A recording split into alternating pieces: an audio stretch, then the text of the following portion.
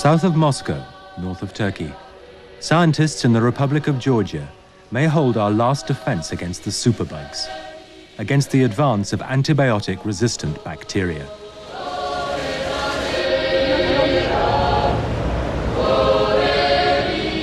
From this sewage comes a medicine made from a virus, the virus that cures. How far away are we from a return to people dying from sore throats? At a press conference on May the 23rd, 1997, scientists finally acknowledged the arrival of the untreatable bacteria they feared for years. It sounds as though we finally discovered in the wild the dreaded superbug we were all fearing. Is that right? Yes, in a sense it is a superbug, yes. Today, superbugs look triumphant. They are bacteria that resist our antibiotics. The drugs which have kept us safe for 50 years are beginning to fail. This is a serious situation. Over the last 5 years, we've clearly seen a change in our ability to treat what should have been easily treatable infections, because the bacteria are developing the ability to resist our antibiotics. And the more antibiotics we use, the more resistant bacteria become. Every year, more than 5 million people die from infections that don't respond to antibiotics. These horrifying bacteria have colonized hundreds of hospitals in Britain and thousands in the USA. And things are going to get worse. Staphylococcus is one of the most dangerous of all bacteria. One by one, it has beaten all our best antibiotics. Until now, only one is left: vancomycin. If we develop a staphylococci that's resistant to all of our currently available antibiotics, including vancomycin, then we're in very serious trouble from a medical standpoint. What Glenn Morris feared has now happened. This year, Japanese doctors saw the world's first case of infection with vancomycin-resistant staphylococcus.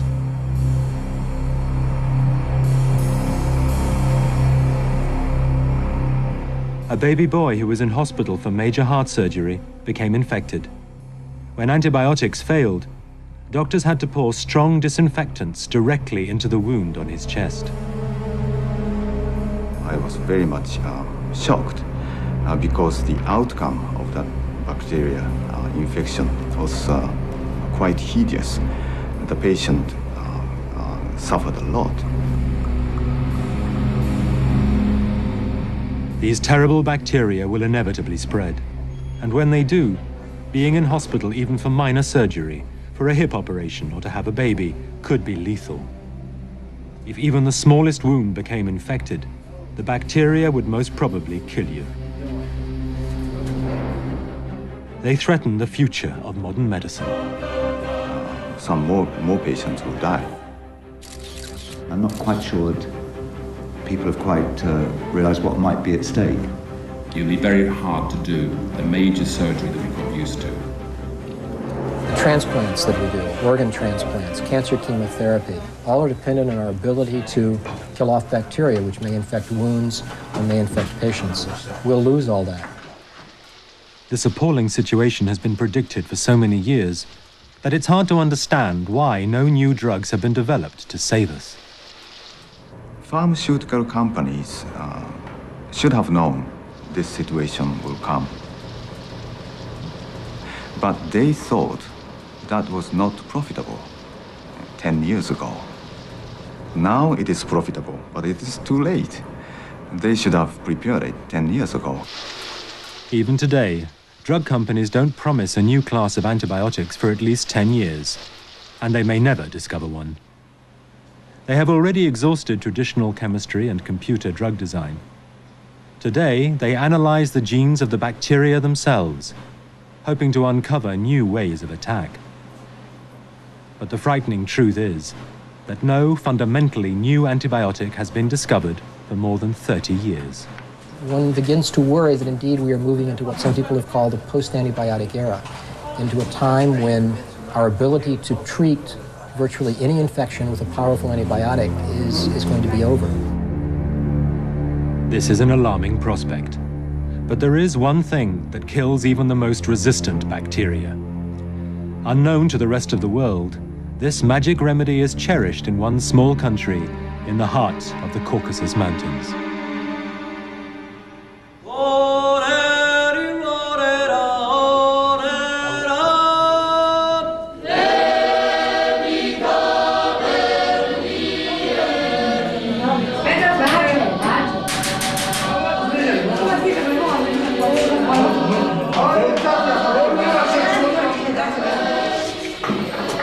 This is the Central Hospital of the Republic of Georgia, a former Soviet state.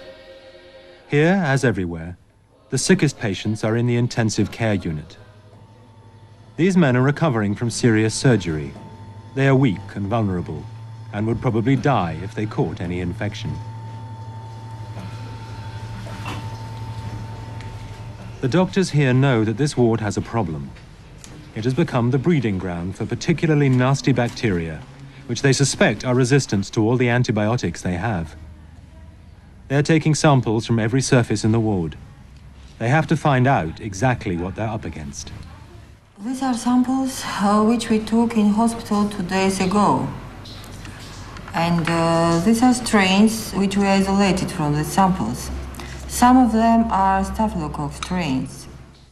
Multi-resistant Staphylococcus, one of the most lethal antibiotic-resistant bacteria.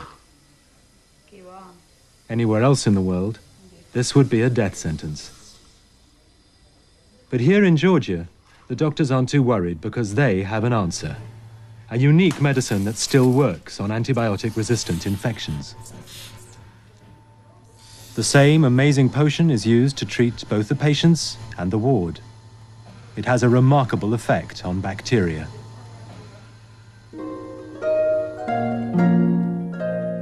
Both these flasks contain bacteria, but a few drops of the Georgian medicine have been added to the one on the right, and it has a magical effect.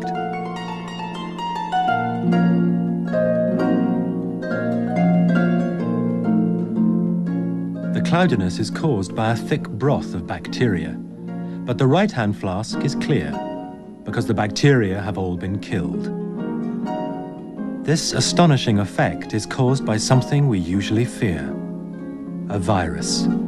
And the virus comes from sewage.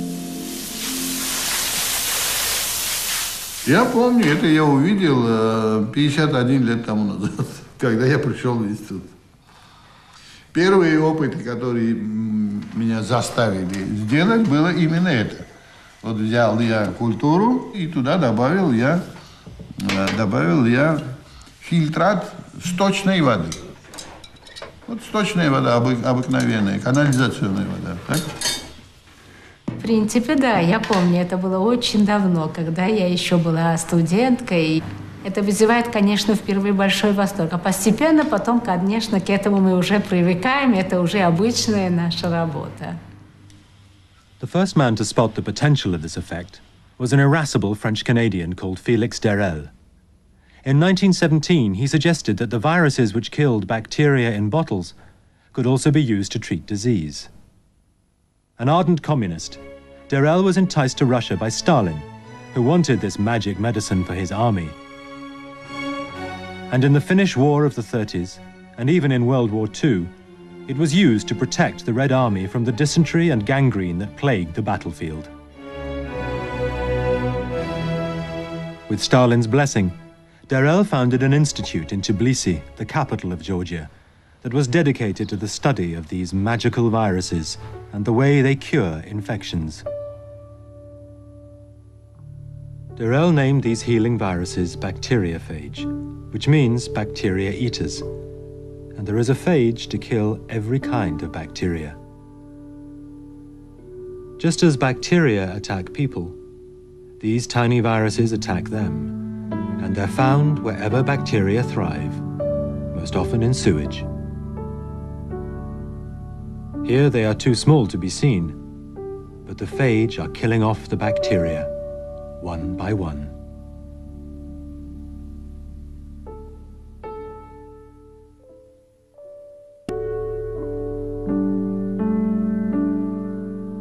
Phage have an extraordinary structure.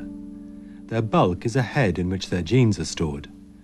They have 6 legs or filaments which attach them to the bacteria, and a tail that works like a hypodermic syringe to infect it with their genes.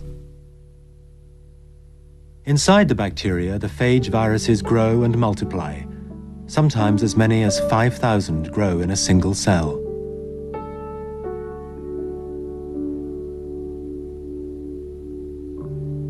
When the new phage burst out, they kill the bacteria. And then each goes on to find another victim. Я их очень люблю. Дело в том, что это область, которая каждый день дает тебе что-то новое. Снимки, все эти снимки сделаны мной. Так что я увлекался электронным микроскопом, пока мне позволяло зрение. Стафилококковый бактериофаг. Бактериофаги сальмонелла. Это бактериофаг псевдомонас аэрогеноза. Это фаги дизентерийные.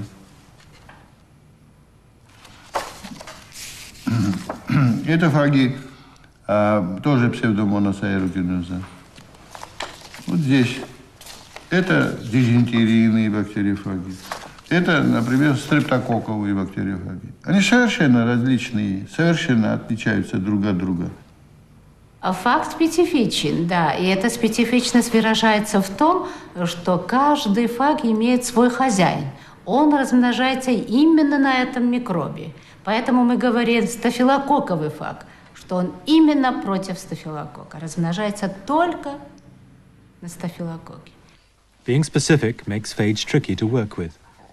It means that good treatment depends on a very precise diagnosis, which takes time and money. Over the years, the Institute trained specialists to find phage, grow them, and turn them into medicine. In the 1970s, when antibiotic-resistant bacteria became a serious problem in Soviet hospitals, phage became the savior. И поэтому я издал приказ, чтобы все штаммы бактериальные, которые на месте оказываются, допустим, устойчивыми, пересылали в институт, который готовит этот препарат. И вот поэтому мы получали такое количество штаммов. Это была очень сложная организация, но все это распределение, использование было централизовано. The centralized Soviet system was ideal for the labor-intensive work needed to make phage effective. Together, communism, phage, and the Institute thrived.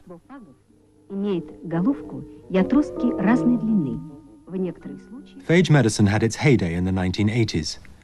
It was manufactured in factories across the Soviet Union and here in the Tbilisi Institute. At that time, Temuraz Chanishvili and Amiran Meypariani ran the institute.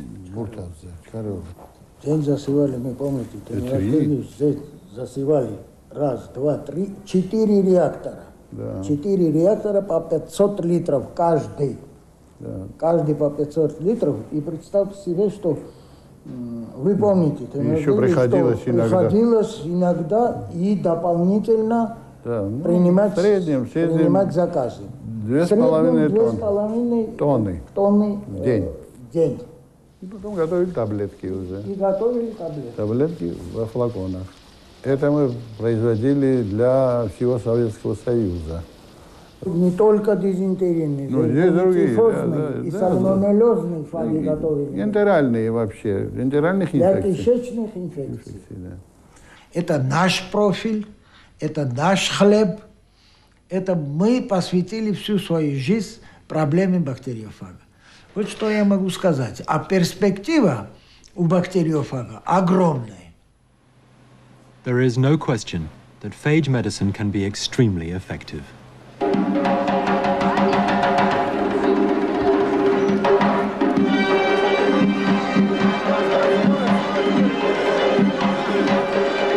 Не могла я никак его вылечить. Потом мне сказали, чтобы я проверила горло и нос. И когда проверили, у него обнаружилось стафилококк. И я пошла в бактериофаг, дали мне фаг.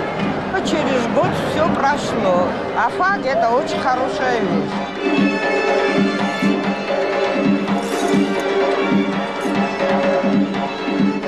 Но это бактериофаг против дизентерии, по-моему, да? Это против дизентерии.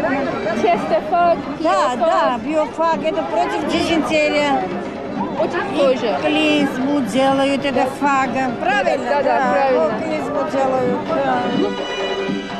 Today, when people in Georgia get an infection, sometimes they take antibiotics, but often their doctors prescribe phage. This pharmacy is in the grounds of the Tbilisi Institute. Every day, people who choose to use phage rather than antibiotics come here to have their infections analyzed and to pick up prescriptions for medicines, tablets, and creams made of phage.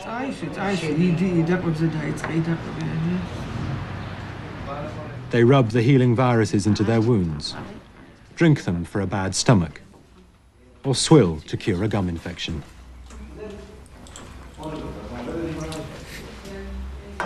And every day in the hospital, these viruses are used to save lives. This woman developed gangrene in a wound on her thumb. 5 days ago, the doctors cut away most of the infected tissue. The rest they treated with phage. It is ultrasound, and it pushes phage in the deeply in tissues. If the resistant bacteria rife in the hospital got into this woman's wound, they would cause blood poisoning that would kill her. Phage does not work well in the bloodstream. Being a virus, it's fought off by the immune system. But the surgeons make sure infection doesn't take hold in the first place by using phage to sterilize the room and equipment as well as the wound. We think that the phage which was used during the first operation, it's helped the wound to be in such good condition. Phage works wonders in Georgia, and given the chance, it could do the same everywhere. A unique library of phage medicine is held in Tbilisi. It's a national treasure preserved by the painstaking care of the Institute's scientists. It was built up over the 50 years when problem bacteria were sent here from all across the Soviet Union. Phages were found to fight every new infection, and then they and the bacteria they killed were stored separately for future research. There are phages here to fight hundreds of different infectious diseases. Some are even originals from the 1940s. It's the biggest collection of phage medicine in the world.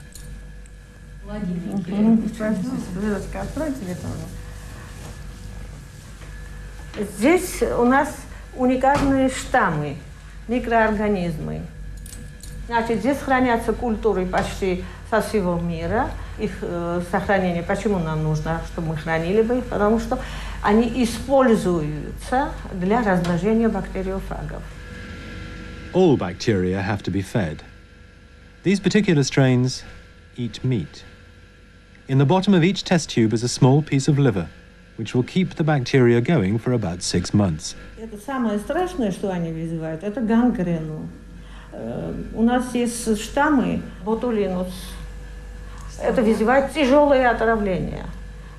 Настолько тяжелые, что эти штаммы используют для создания бактериологического оружия. Целая коллекция анаэробных фагов. Первый это перфлингенс фаг, самый распространенный. Утрификус фаг. Да, все они музейные. Это не только фаги уникальные, но и форма. Форма ампул тоже. Сейчас, наверное, нигде вы не увидите все это. Настолько интересная форма.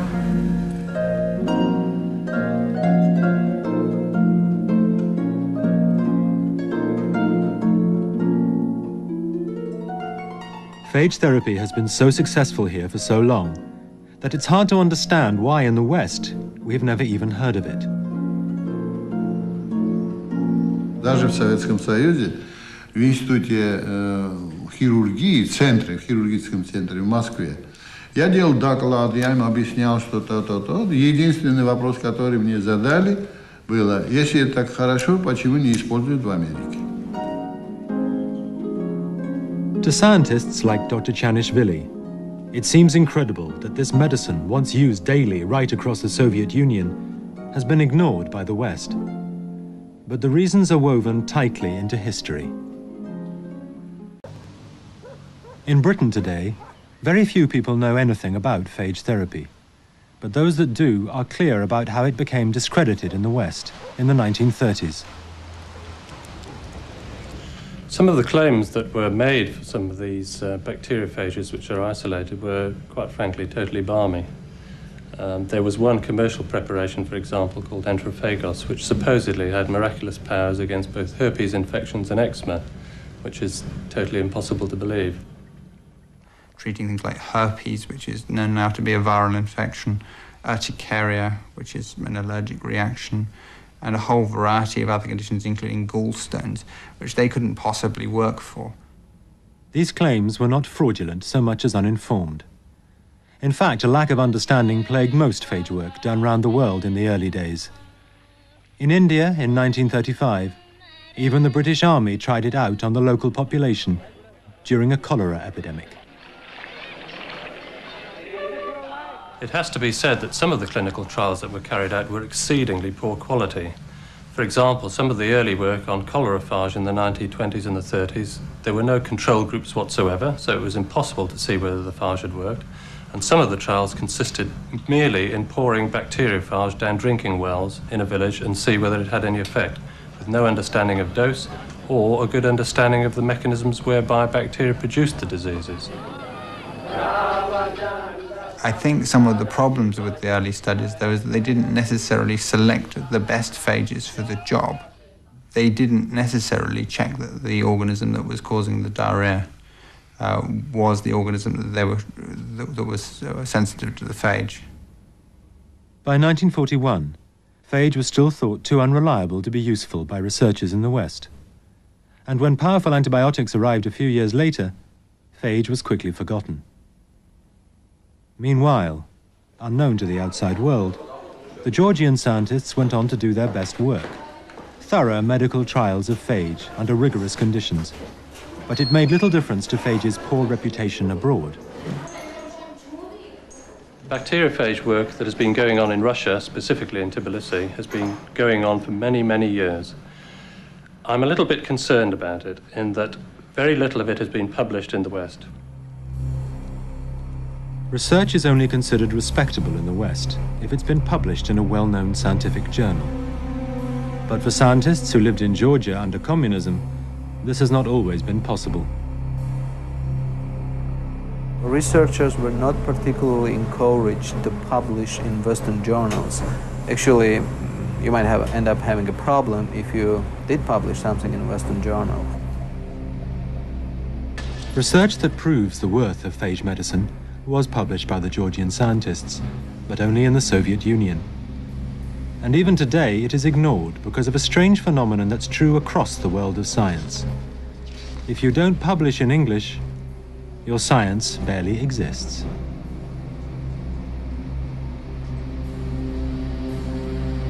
Even the best publications, again, they were published either in Russian or in Georgian. Now, not many people in the United Kingdom or in the United States can read in Russian. Probably even less can read in Georgian. So I think the problem here is not because the science was bad, but because they could not read it. They could not, get acquainted with it.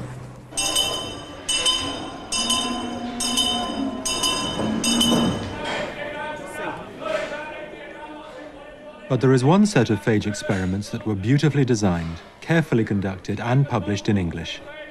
They were carried out on cows by a maverick veterinary biologist called Willie Smith. The thing that sparked my interest in using phage was Willie's experimental work, which was absolutely fantastic. The results are brilliant. I mean, nothing about the guy surprised me, really, but it really was very exciting. Sadly, Willie Smith died in 1987. But his rigorous animal work is the only reason anyone in the West has ever heard of phage therapy. Throughout the phage days, his assistant was Mick Huggins. I helped him at the time, really as the muscle collecting the casts. When Smith and Huggins started testing phage in cattle, neither really expected it to work, and their colleagues were even more skeptical. They thought that there was no future in it because previously a lot of extravagant claims had been made, which was one of the reasons why we did experiments over and over again to make sure that we hopefully weren't going to fall into the same trap. We collected phage from sewage stations, from markets, from slurry pits, where we expected to find bacteria that caused the disease.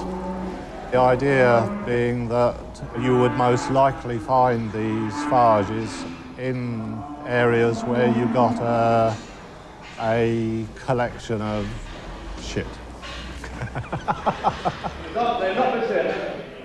By paying scrupulous attention to detail, they performed work that even today is universally respected. They extracted phage from the cow muck and used it to treat calves suffering from lethal diarrhea.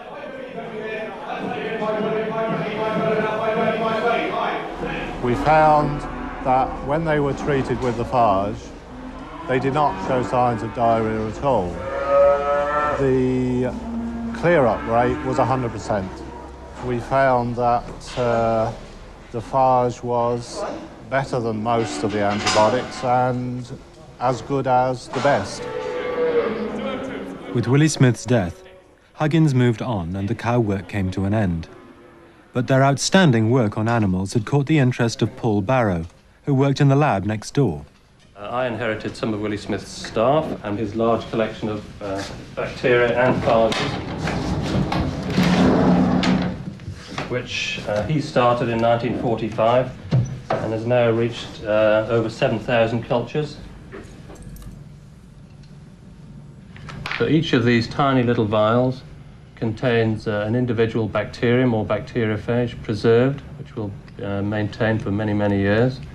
And you can see that it's basically impossible to know what is what without consulting our stock book, but they're all there for our use.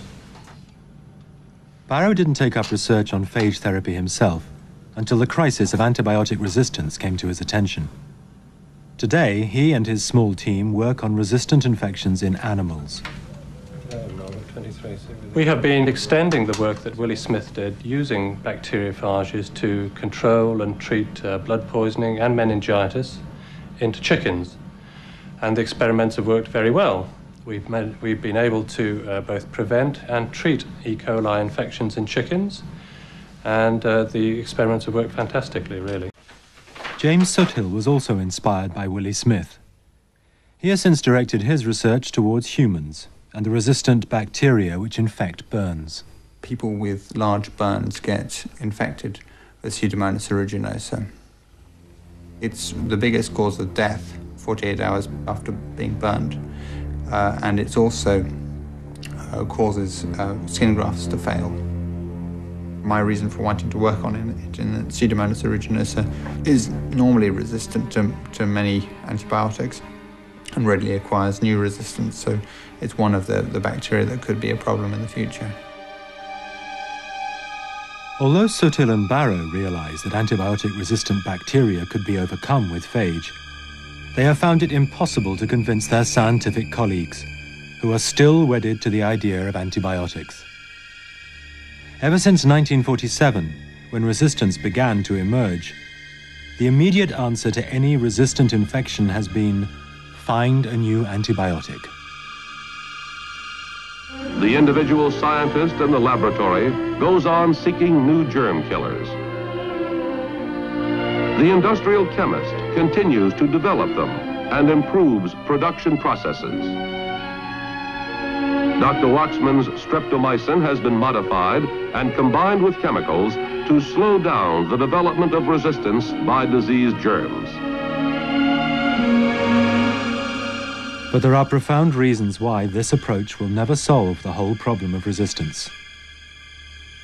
Every time we take an antibiotic or spray one onto a crop, the weakest bacteria are killed. The few strong ones, resistant to the antibiotic, are left to multiply. Resistance is inevitable. And the more antibiotics we use, the worse the problem becomes. This plate of Staphylococcus has been dosed with antibiotics which kill most bacteria. But MRSA, the resistant bacteria, thrive when the sensitive ones die, and they soon take over, in a clear example of survival of the fittest.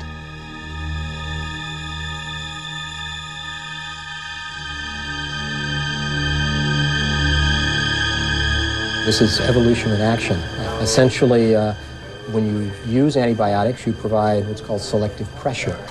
That means that the bacteria which have a gene which allows them to resist the action of the antibiotic are better able to survive when you give a patient antibiotics. And so consequently, within hospitals and also in the community, we have grown up a generation of bacteria which have an increasing ability to fight off our antibiotics. The key problem with antibiotics is that they are unchanging chemicals. Once bacteria develop resistance to them, they become redundant. But phage is different. The beauty of phage as a medicine is that they are alive, so they can change, just as bacteria do.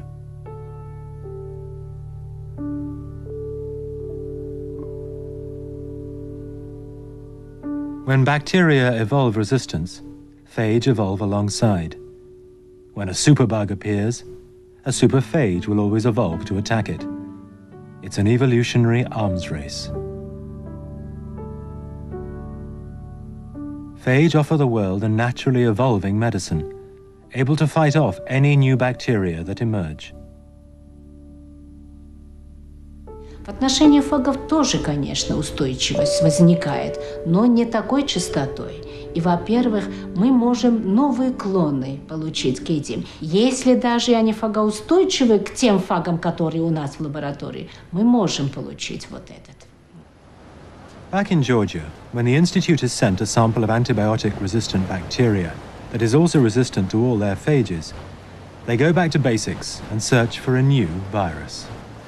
Недавно мы из республиканской больницы получили несколько штаммов, которые оказались устойчивыми к тем коллекциям, которые у нас имеются в лаборатории. Поэтому нужно выделить новые фаги в отношении этих резистентных микробов. А здесь, именно в этой точке, стекает коллектор республиканской больницы. Мы потому сделаем здесь, именно здесь, потому что сточная вода грязная. Там бывают все вот эти микробы, которые циркулируются в настоящее время в республиканской больнице. И там, где микроб, там фаг. Lurking in this sewage is the superphage that promises to beat the new resistant strain of bacteria from the hospital. Phage could also hold great promise for the rest of the world, but as ever, there's a catch.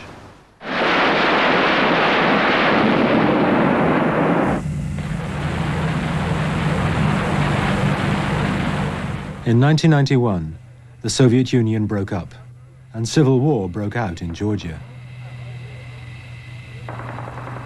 These events combined to threaten the existence of the Institute, and may eventually destroy the precious collection of phage that's held there. Years of power cuts caused by the war mean that already hundreds of phages, carefully stored at just the right temperature in the Institute's refrigerators, have been lost. In the laboratories we had about +5 degrees, 7 degrees, because it was not heated at all. And we had lights something like 2-3 hours per day. We went moving these phages to home refrigerators or back here, depending on how it is. But in winter it's okay. We were frozen, so the phages were okay. One hot summer and one too many power failures, and the Institute could lose 60 years accumulated experience. The Soviet money that funded this unique institute through most of its life went when Georgia gained independence. The cost of civil war meant that the Georgian government itself had no money for science. In the last few years, the tiny amount of phage medicine produced here has been made by hand and makes little profit. There has been no money to keep this place going, and research has virtually ground to a halt. There seemed no future for the Institute or its precious medicine.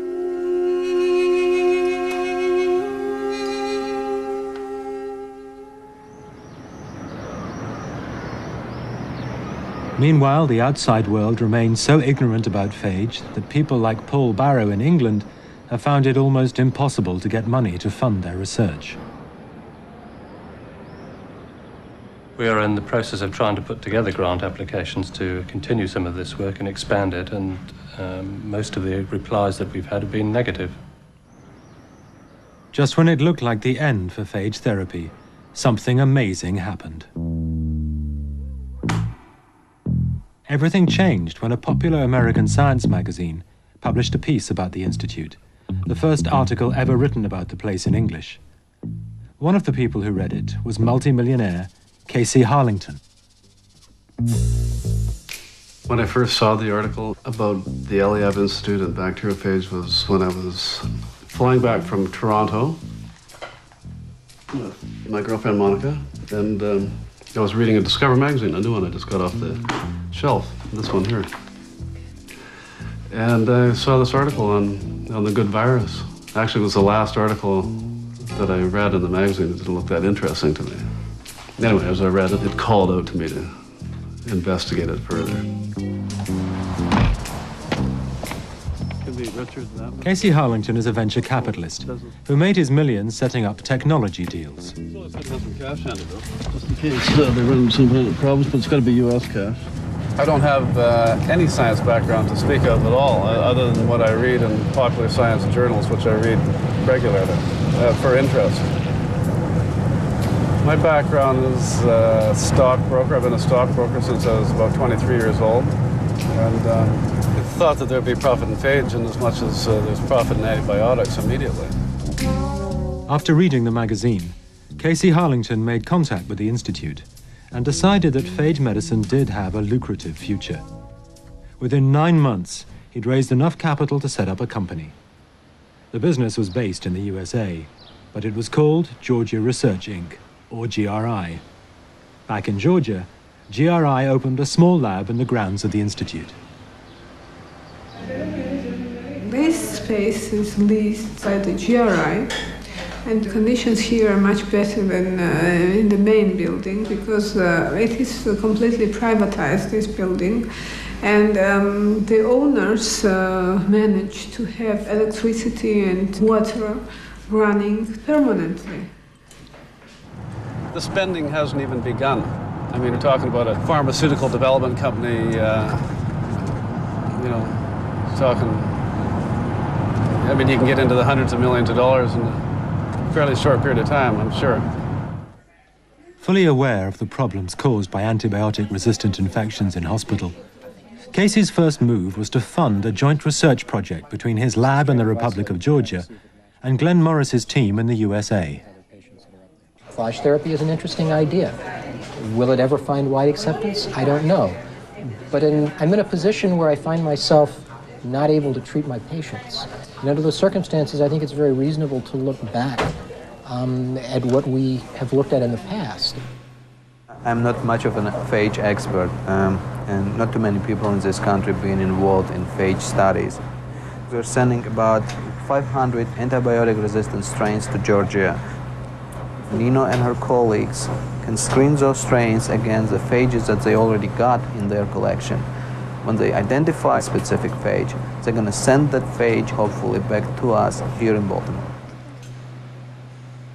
The 500 samples all came from patients suffering from lethal antibiotic-resistant infections. Before the Georgian team could begin their search for the right phages, they had to regrow the resistant bacteria and confirm exactly what they had been sent.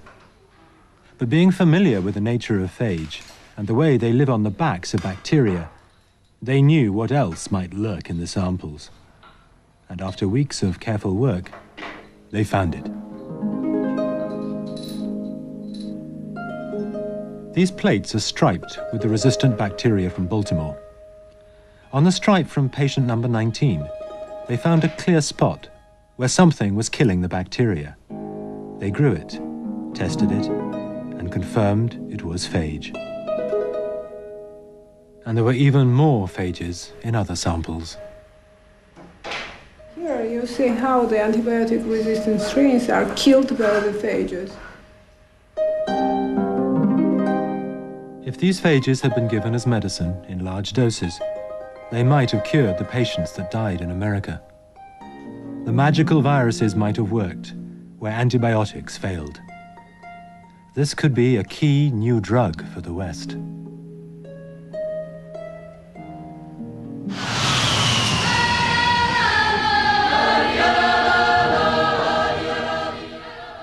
Thrilled by the instant success of the company's first project, Casey Harlington decided to bring scientists from around the world to Georgia to discuss the future of phage. Enthusiasts from England, the USA, Canada, Poland and Germany came together for the world's first international conference on therapeutic phage.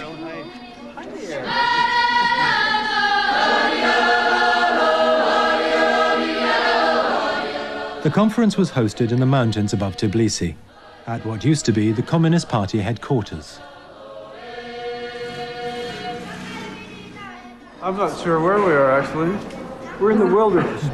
We feel like pioneers today. Broken beds, no flushing toilets, no lights in the washrooms. This has nothing to do with Georgia. Personally, I'm enthralled with Georgia. I really am, and people as well.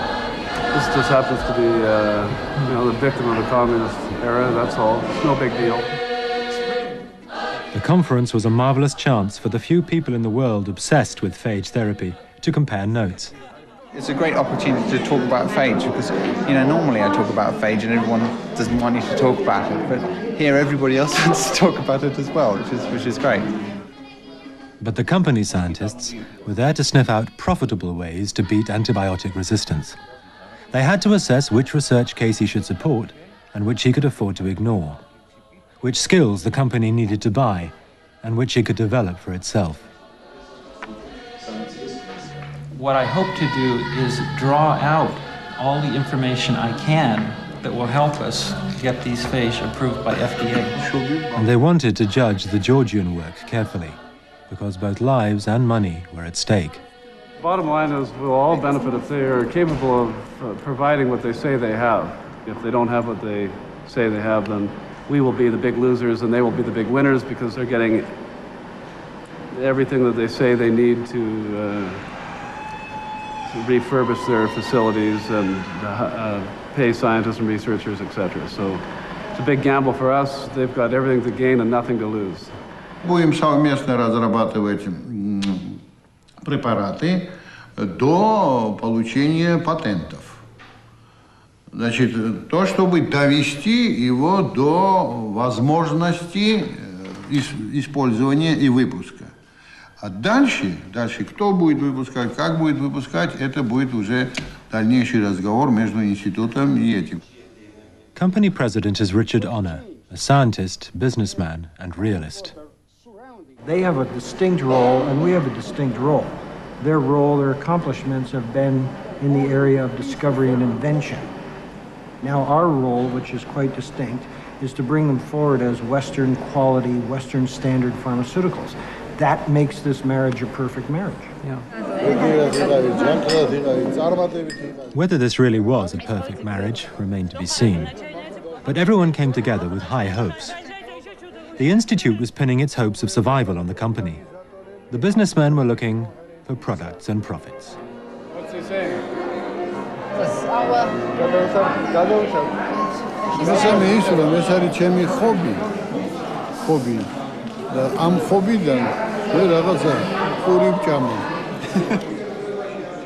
There will be big financial gains for some if phage medicine spreads beyond Georgia. But the stakes are higher than that. With antibiotic resistance on the increase, the future of modern medicine may depend on bringing phage therapy to the rest of the world. The net result of this collaboration is going to be the ultimate development of real pharmaceutical products that will withstand the scrutiny of a regulatory environment any place in the world.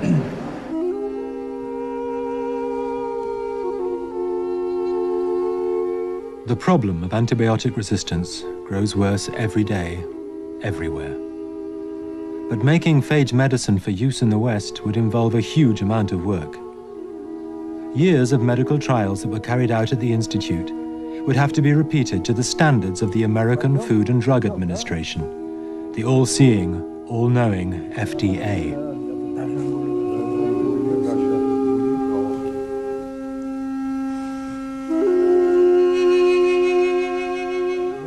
It's doubtful that these vats would ever be acceptable to the FDA. So Casey Harlington plans to produce his phage elsewhere.